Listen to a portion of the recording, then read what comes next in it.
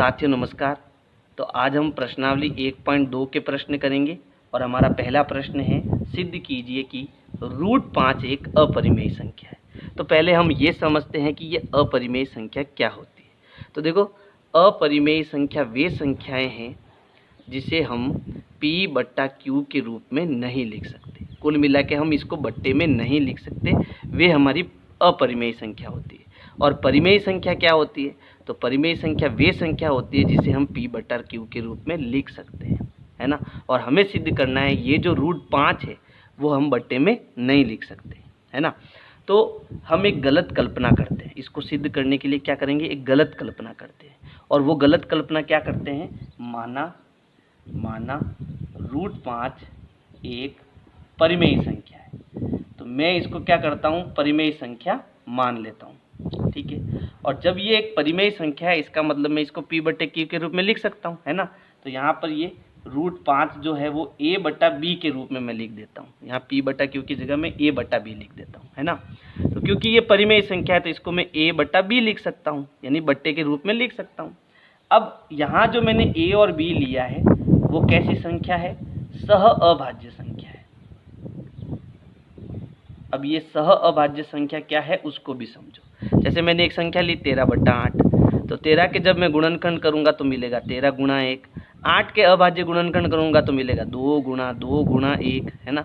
जब गुणा करूंगा वापस ये संख्याएं मिलेगी। अब यहाँ देखो, इसमें भी 1 है और इसमें भी 1 है ना। तो इसका मतलब ये दोनों संख्या हमारी क्या है? सह अभाज्य। क्योंकि इसकी परिभाषा क्या होती है?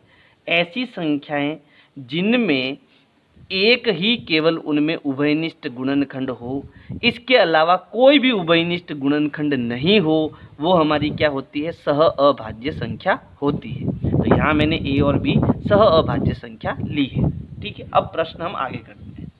अब हमें क्या करना है? ये जो बराबर के इस तरफ √5 है और इस तरफ A/B है, इस तरफ हमें दोनों तरफ वर्ग करना है। यानी बराबर के इस साइड में जो ये √5 है ना, इसका भी हमें वर्ग करना है और ये A/B जो है इसका भी हमें वर्ग करना है। अब जैसे ही वर्ग करूंगा तो क्या होगा? ये तो है वर्ग और ये है वर्गमूल, तो वर्ग से वर्गमूल हट जाएगा और हमारा आंसर आएगा 5, ठीक है।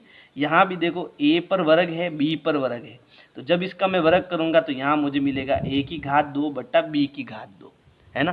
अब मैं क्या कर रहा हूँ? ये जो B⁴ है वो उस तरफ भेज रहा हूँ और ये 5 जो है वो इस तरफ भेज रहा हूँ। तो ये तो है भाग में, तो उधर ये 5 की जगह पर आ जाएगा, और ये है गुणे में, तो ये इधर भाग में बट्टे में आ जाएगा। यानी कुल मिला के B² जो है वो उधर चला जाएगा, है ना।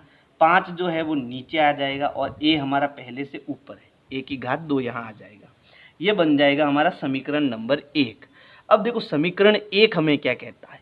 हमने प्रमेय 1.2 पढ़ी है। इंट्रोडक्शन वाली वीडियो में मैंने 1.2 बड़े अच्छे ढंग से समझाई है। अब ये प्रमेय क्या कहता है कि यहाँ पर A² जो है वो एक संख्या है और उसमें 5 का पूरा पूरा भाग जा रहा है। तो जब A² में 5 का भाग जा रहा है तो A में भी 5 का पूरा पूरा भाग जाएगा। ये प्रमेय 1.2 कहती है। अब इसको हम गणित से समझते हैं। देखो, यहाँ पर मैं एक नंबर ले रहा हूँ 5, ठीक है। A बराबर मैंने कितना ले लिया? A बराबर मैंने ले लिया 5। तो 5 का मैं वर्ग करूंगा तो 5 का वर्ग मतलब क्या हो गया? 5 × 5, तो 5 × 5 मतलब कितना हो गया? 25। तो यहाँ A का वर्ग मतलब कितना आ गया? 25। यानी 25 में मुझे 5 का भाग देना है। तो 25 के गुणनखंड हो गए 5 × 5/5। तो 5 से 5 कटा, हमारा उत्तर कितना आ गया? 5। यानी 5 का पूरा पूरा भाग गया। तो जब A² में 5 का पूरा पूरा भाग गया तो A में भी तो 5 का भाग जा रहा है, क्योंकि A हमने क्या माना? 5 माना, और 5 के गुणनखंड होते हैं 5 × 1, फिर 5 का भाग दिया, 5/5 कितना आ गया? 1 आ गया, है ना। तो हमें जो प्रमेय 1.2 पढ़ी है वो ये कहती है समीकरण 1 से कि चूंकि जो 5 है वो A² को क्या करता है? विभाजित करता है, विभाजित करता है, इसलिए 5 A को भी विभाजित करेगा, विभाजित करेगा, ठीक है। अच्छा, ये हमें कहाँ से पता चला? प्रमेय 1.2 से पता चला। अब हम प्रश्न को थोड़ा आगे करते हैं इसको। अब हम क्या कर रहे हैं? देखो, हम क्या लिख रहे हैं यहाँ? 5 A को विभाजित करेगा। इसका मतलब क्या हो गया कि मानो कि यहाँ पर जो मैं ए ले रहा हूँ वो मैं क्या मान रहा हूँ, 5 गुना सी मान रहा हूँ। क्यों मान रहा हूँ भाई 5 गुना सी? तो देखो मैंने यहाँ क्या लिखा, 5 ए को विभाजित करेगा। अब ए बट्टा 5 है ना, 5 ए को विभाजित करेगा, इसका मतलब ए बट्टा 5। अब ए हमारा क्या है, जब मैं ए के गुणनखंड करूँगा तो मुझे 5 गुना सी मिलेगा, यानी इसमें एक गुणनखंड मुझे 5 मिलेगा, तभी तो 5 का भाग जा रहा है, समझ गए। इसलिए मैं ए को क्या मान लेता हूँ, 5 सी मान लेता हूँ। ये हमें मानना है। चलो माना ए बराबर 5 गुना सी, 5 क्योंकि 5 इसमें एक गुणनखंड है।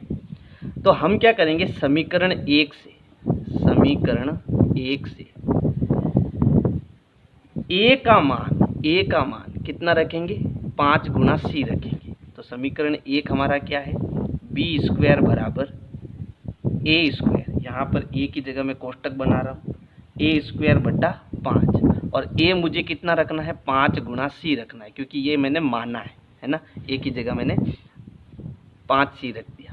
अब इसको हल करो तो देखो बी स्क्वायर हमें क्या मिला, बी स्क्वायर बराबर 5 का वर्ग करेंगे तो 5 इंटू 5 कितना हो गया, 25 गुना सी का वर्ग करेंगे तो हो गया सी की घात 2 बट्टा नीचे कितना आएगा 5। अब हम भाग देंगे तो 5 एकम 5 पचौ 25, हमें क्या मिला, बी स्क्वायर बराबर 5 गुना सी स्क्वायर मिला। अब ये जो 5 है वो मैं इस तरफ भेज रहा हूँ, तो ये गुणे में है तो इधर किस में आएगा, बट्टे में आएगा। तो हमें मिला बी स्क्वायर बट्टा 5 बराबर सी स्क्वायर, और ये हो गया हमारा समीकरण नंबर 2। अब देखो समीकरण 2 क्या कह रहा है, बी स्क्वायर बट्टा 5, इसका मतलब ये कोई एक संख्या है जिसमें 5 का पूरा पूरा भाग जा रहा है। तो बी स्क्वायर में जब 5 का पूरा पूरा भाग जा रहा है तो बी में भी तो 5 का पूरा पूरा भाग जाएगा। जो हमने यहाँ किया वो काम हम यहाँ भी करेंगे। तो यहाँ लिखेंगे चूँकि 5 जो है वो बी स्क्वायर को विभाजित करता है, इसलिए 5 बी को भी विभाजित करेगा। अब हुआ क्या, इसको समझो। हमने ए और बी को क्या माना, सह अभाज्य संख्या माना। इसका मतलब जब मैं ए के गुणनखंड करूंगा तो वो मुझे 1 इंटू मान लो कोई भी एक संख्या ये डी मिलना चाहिए, है ना, डी मिलना चाहिए, और बट्टा बी के जब मैं अभाज्य गुणनखंड करूंगा तो मान लो इसमें 1 इंटू ई मिलना चाहिए, यानी 1 के अलावा कोई भी अभाज्य गुणनखंड इसमें मुझे नहीं मिलना चाहिए। जबकि हो क्या रहा है कि भाई ये भी 5 को विभाजित कर रहा है, ये भी 5 को विभाजित कर रहा है, यानी ए बट्टा बी के अंदर ये हो गया 5 इंटू सी, है ना, और ये मान लो 5 इंटू एफ हो गया, यानी इसमें भी 5 आ रहा है, इसमें भी 5 आ रहा है। जबकि ये तो हमने सह अभाज्य संख्या मानी थी, एक के अलावा कोई गुणनखंड आना ही नहीं चाहिए था। जबकि इसमें तो दोनों में, ए में भी 5 आ रहा है क्योंकि इसमें 5 का भाग जा रहा है, बी में भी 5 आ रहा है क्योंकि इसमें 5 का भाग जा रहा है। इसका मतलब ये तो सह अभाज्य संख्या है ही नहीं, जबकि हमने तो माना ये सह अभाज्य संख्या है। तो इसका मतलब क्या हुआ, ये हमने गलत कल्पना करी है। उस गलत कल्पना के कारण ही हमारा जो उत्तर है वो हमें नहीं मिल रहा है। बात समझ में आई? तो यानी कि जो हमने गलत कल्पना करी है यही कारण है कि इसको हम बट्टे में नहीं लिख सकते, और हम बट्टे में इसको नहीं लिख सकते इसका मतलब ये कैसी संख्या है, एक अपरिमेय संख्या है। तो यहाँ अब नीचे हमें लिखना है, यहाँ एक विरोधाभास है। विरोधाभास क्या है, क्योंकि ए और बी तो सहअभाज्य संख्या है, ए और बी तो सहअभाज्य संख्या है, इसमें एक के अलावा कोई उभयनिष्ठ गुणनखंड नहीं आना चाहिए। जबकि ए और बी में तो 5 एक उभयनिष्ठ गुणनखंड आ रहा है ना। तो इसका मतलब ये क्या हो गया, एक विरोधाभास हो गया, क्योंकि ए और बी तो सहअभाज्य संख्या है। अतः हमने एक गलत कल्पना की। हमने गलत कल्पना क्या की कि √5 एक परिमेय संख्या है, इसको हम बट्टे में लिख सकते हैं। जबकि ये तो हमने कल्पना ही क्या की, गलत कल्पना की है। स्पष्ट है कि √5 एक अपरिमेय संख्या है, क्योंकि इसको बट्टे के रूप में नहीं लिखा जा सकता है। तो इस प्रकार से आपको ये प्रश्न संख्या 1 करना है। प्रश्न संख्या 2 है, सिद्ध कीजिए 3 + 2 गुणा √5 एक अपरिमेय संख्या है ना। तो ये सिद्ध करना हमारा आसान है, क्योंकि हमें ये स्पष्ट पता है कि परिमेय क्या होता है और अपरिमेय क्या होता है ना। तो हमें परिमेय और अपरिमेय को अलग अलग करना है, तो ये हमारा क्या हो जाएगा, सिद्ध हो जाएगा। तो चलो अब इसको हम करना कैसे ये समझो कि भाई माना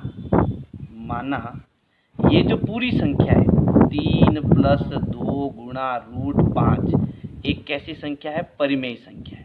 ठीक है, तो जब ये एक परिमेय संख्या है तो इसको मैं बट्टे के रूप में लिख सकता हूँ। तो यहाँ मैं 3 + 2 गुणा √5 को किसके बराबर लिख सकता हूँ, a बटा b के बराबर लिख सकता हूँ। यानी जब मैं इसको सरल करूँगा तो मुझे एक बट्टे वाली संख्या मिलनी चाहिए। अब देखो मैं क्या कर रहा हूँ, ये जो अभी मैंने सिद्ध किया, क्या सिद्ध किया, √5 क्या है, एक अपरिमेय संख्या है ना। तो जब रूट वाली संख्या को मैं इस तरफ ले लूँ, यानी इसको अलग रख दूँ और बाकी संख्या को मैं इधर लेके आ जाऊँ, तो मेरा ऑटोमेटिक क्या हो जाएगा, सिद्ध। हम क्या करेंगे, √5 को इधर रखेंगे, बाकी सबको हम उधर भेज देंगे। तो सबसे पहले मैं इस 3 को जो है उधर भेज रहा हूँ, और ये जो 3 है वो बराबर के इस तरफ किस में है, प्लस में है। और समीकरण में हम जानते हैं कि जो संख्या प्लस की है उधर भेजने पर वो कैसी हो जाती है, माइनस की हो जाती है। तो यहाँ पर देखो बराबर अपनी जगह पर है, 2 गुणा √5 भी अपनी जगह पर है, a बटा b भी अपनी जगह पर है। मैं किसको उधर भेज रहा हूँ, +3 को उधर भेज रहा हूँ। यहाँ कोई प्लस माइनस नहीं है, मतलब वो प्लस का है ना। तो ये 3 प्लस का उधर जाके क्या हो जाएगा, -3 हो जाएगा। और 3 सिर्फ अकेली संख्या के नीचे में क्या लगा सकता हूँ, बट्टा 1 लगा सकता हूँ। तो क्योंकि ये बट्टे की है तो इसको भी बट्टे की बनाना पड़ेगा। ये हो गया हमारा 3/1, यानी a बटा b में से मुझे 3/1 को क्या करना है, घटाना है। और बट्टे वाली संख्या को घटाते कैसे हैं, लसअप से। अब कैसे करना है इसको आगे समझो। तो ये हो गया 2 गुणा √5 बराबर, इनका क्या लेंगे, लसअप। कैसे लेना है, b का 1 से गुणा करो। तो हम जानते हैं किसी संख्या को 1 से गुणा करने पर हमें वही संख्या मिलती है।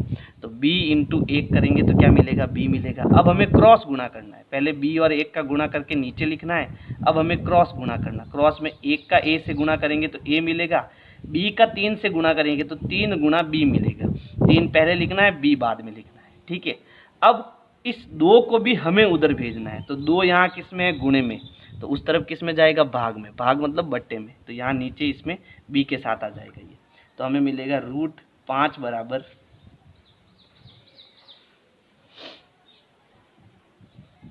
√5 बराबर, ये 2 नीचे आ गया तो ये मिल गया 2 गुणा b, है ना। ये 2 नीचे आ गया और यहाँ ऊपर क्या है, a - 3 गुणा b है। ठीक है, अब देखो यहाँ पर हमने सिद्ध किया √5 क्या है, अपरिमेय संख्या है, और बराबर के इस तरफ ये वाली संख्या हमारी क्या है, परिमेय संख्या है। ये परिमेय संख्या क्यों है, तो इसको समझो। मान लो a बटा b जो है, यहाँ पर मैं संख्या ले लेता हूँ। मान लो a हमारा कितना हो गया, 2 हो गया, और b हमारा कितना हो गया, 3 हो गया। तो यहाँ a और b की जगह मैं 2 और 3 रखता हूँ। देखो a मुझे कितना रखना है, 2 -3 गुणा, यहाँ गुणे का निशान है, b कितना रखना है, 3 बट्टा 2 गुणा b, 2 गुणा b कितना रखना है, 3। सरल करो इसको, तो ये हो गया 2 - 3 × 9 बटा 3 दूनी 6। सरल करेंगे तो 9 में से 2 गया तो बचा -7, क्योंकि माइनस का बड़ा है तो माइनस में आएगा, -7/6। और ये हमारी कैसी संख्या है, परिमेय संख्या है। तो कुल मिला के जब इसको मैं सरल करूँगा तो मुझे ये वाली संख्या क्या मिलेगी, परिमेय मिलेगी, है ना। और अभी हमने सिद्ध किया ये कैसी संख्या है, अपरिमेय संख्या है ना। तो इस तरफ तो अपरिमेय है, इस तरफ परिमेय है, तो इसका मतलब ये भी क्या हो गया, विरोधाभास हो गया। तो यहाँ लिखेंगे यह एक विरोधाभास है, यह एक विरोधाभास है, विरोधाभास है, क्योंकि अपरिमेय कभी परिमेय के बराबर नहीं होता है।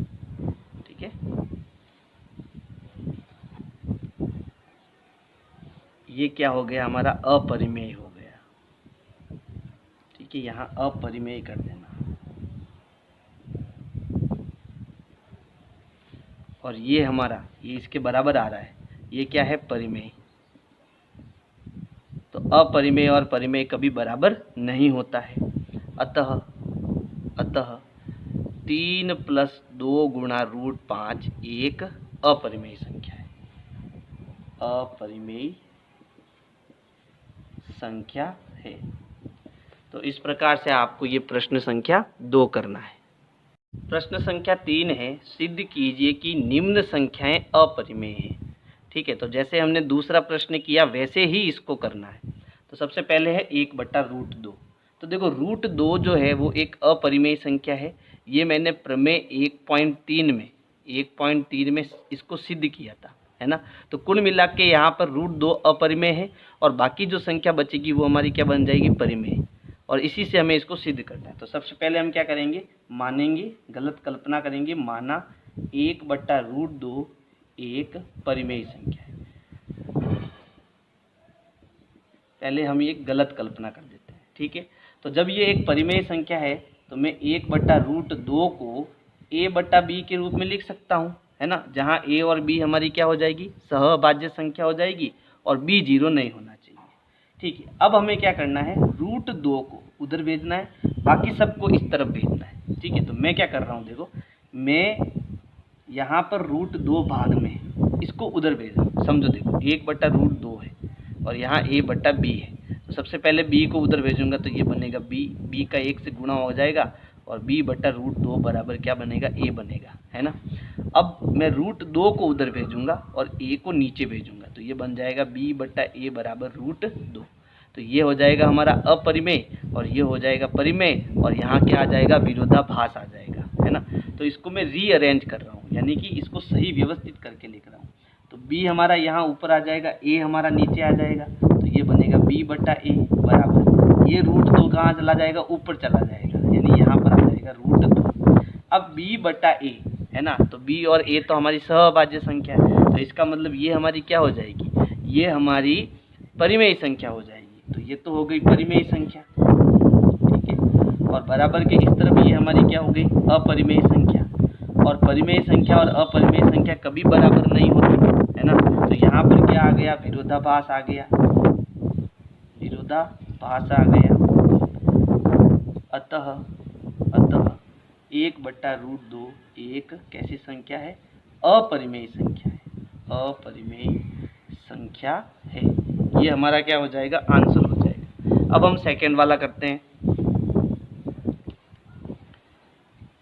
तो देखो सेकंड है, हमें सिद्ध करना है 7 × √5 क्या है, एक अपरिमेय संख्या। तो √5 हमने सिद्ध किया कि ये एक अपरिमेय संख्या है। तो चलो पहले हम गलत कल्पना करते हैं, माना 7 × √5 एक परिमेय संख्या है ना, परिमेय संख्या है। तो जब ये परिमेय संख्या है तो 7 × √5 को मैं किसके बराबर लिख सकता हूँ, a/b के बराबर लिख सकता हूँ, जहाँ a b हमारी क्या संख्या है, सहअभाज्य संख्या है, ठीक है। अब मुझे √5 इधर रखना है, बाकी सबको इधर भेजना है। तो यहाँ तो केवल 7 गुणे में है, तो वो किस में आएगा, भाग मतलब बट्टे के नीचे आएगा, तो 7 यहाँ b के साथ गुणे में आ जाएगा। तो हमें मिलेगा √5 बराबर a अपनी जगह पर है, 7 नीचे आ जाएगा तो 7 गुणा b बन जाएगा, ठीक है। अब जब इसको हम सरल करेंगे तो हमें एक परिमेय संख्या ही मिलनी है। तो ये हमारी हो गई अपरिमेय, ये हो गई परिमेय, तो कभी बराबर नहीं होगी, इसलिए ये क्या हो जाएगा, विरोधाभास हो जाएगा। तो ये तो हमारी क्या हो गई, अपरिमेय संख्या हो गई, ठीक है। और ये हमारी क्या हो गई, परिमेय संख्या हो गई। और अपरिमेय परिमेय कभी बराबर नहीं होता है। अतः 7 गुणा √5 एक अपरिमेय संख्या है। देखो बहुत सरल है, बस आपको बराबर के इधर एक परिमेय बनानी है और इधर अपरिमेय बनानी है, कुछ नहीं करना है इसमें। चलो अब हम तीसरा वाला थर्ड कर लेते हैं, ये भी आसान है। तो सबसे पहले हम गलत कल्पना करेंगे, माना 6 + √2 एक परिमेय संख्या है, ठीक है, परिमेय संख्या है। तो जब ये परिमेय संख्या है तो इसको हम a/b के रूप में लिख सकते हैं। तो 6 + √2 किसके बराबर आएगा, a/b के बराबर आएगा, जहाँ a b हमारी क्या हो जाएगी, सहअभाज्य संख्या हो जाएगी। अब हमें √2 को इधर रखना है, 6 को उधर भेजना है, तो √2 यहीं रहेगा, a/b भी अपनी जगह पर, 6 उधर जाएगा तो प्लस का उधर जाके क्या हो जाएगा, माइनस हो जाएगा। 6 को हम 6/1 भी लिख सकते हैं। तो √2 बराबर, अब इनका लसअप लेंगे तो b का 1 से गुणा करेंगे तो नीचे b आएगा, 1 का a से गुणा करेंगे तो a आएगा, b का 6 से गुणा करेंगे तो 6 × b आएगा। जब इसको सॉल्व करेंगे तो हमें एक बट्टे वाली संख्या मिलेगी, यानी ये तो हमारी क्या हो गई, अपरिमेय हो गई, और ये पूरी संख्या हमारी क्या हो गई, परिमेय हो गई, है ना। और अपरिमेय परिमेय कभी बराबर नहीं होता। अतः 6 + √2 एक अपरिमेय संख्या है।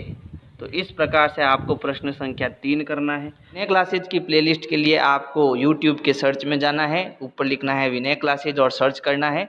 इसमें आपको मेरा चैनल दिखाई देगा, चैनल में आपको जाना है। इसके बाद में यहाँ पर देखो होम वीडियोज़ और प्लेलिस्ट का ऑप्शन है, तो इस प्रकार से आप मेरी प्लेलिस्ट पा सकते हैं।